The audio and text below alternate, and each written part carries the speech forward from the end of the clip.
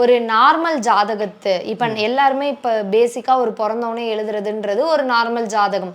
இப்ப நார்மல் ஜாதகத்துக்கும் இந்த நம்ம காலச்சக்கரம் கணிக்கிறோம்ல, இதுக்கும் என்ன வித்தியாசம் இருக்கு? ஏன் காலச்சக்கரம் அந்த அளவுக்கு முக்கியமானதா இருக்கு சார்? அதுதான் நான் சொன்னேன்லம்மா, இப்ப நம்ம இதுல எல்லா விஷயங்களையும் ப்ரெடிக்ஷன் பண்ணலாமா. ஓகே. இதுல ஷட்பலம் பொதுவா பாத்தீங்கன்னா ஜாதகத்துல 6 பலம் முக்கியம்.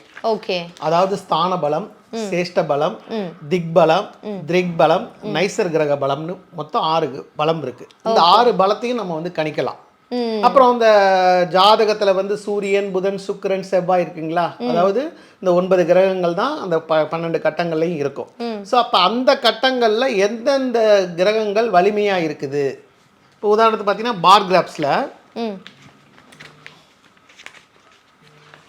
இந்த பாருங்க ஷட்பலான்னு போட்டிருக்கேன் பாருங்க. இதுல பாத்தீங்கன்னா சூரியன், சந்திரன் இப்போ போட்டிருக்கலாமா, இங்கிலீஷ்ல போட்டிருக்கு. Sun, moon, Mars, Mercury, Jupiter, சுக்கிரன், வீனஸ், சாட்டர்ன். இதுல இவருக்கு எது பலமா இருக்குன்னா சந்திரன் பலமா இருக்கு.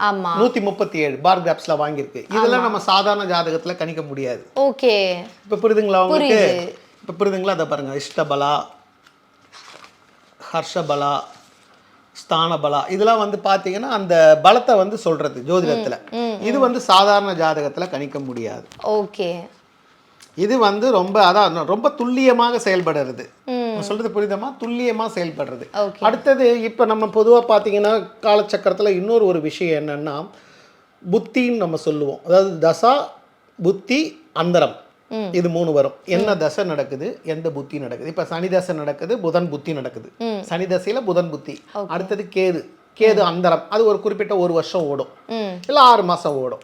ஆனா இந்த காலச்சக்கரத்துல என்ன சொல்லலாம்னா, சனியில அதாவது தசநாதன் சொல்லலாம், அடுத்தது பின்ன புத்தி ஓடுதுன்னு சொல்லலாம், அடுத்தது அந்தரம் சொல்லலாம், அடுத்தது தேக அந்தரம்னு ஒண்ணு வரும். அந்தரத்துல இன்னும் உள்ளார டீப்பா போறது.